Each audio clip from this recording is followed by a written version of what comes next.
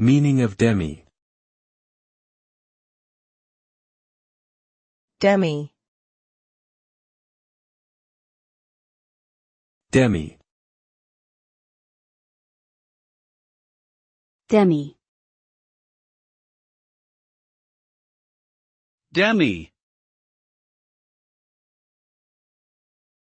The prefix demi- comes from the French word demi, meaning half.